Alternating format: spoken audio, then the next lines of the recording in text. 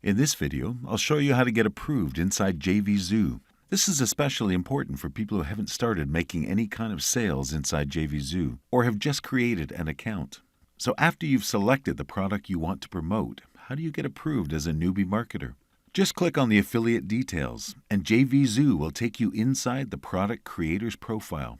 You will see here that there is a request permission button. You need to fill out the form to request permission to promote the product. Just like in Warrior Plus, you can tell them how you want to promote this particular offer, your traffic method, details about your list, if any, and you just have to wait for approval.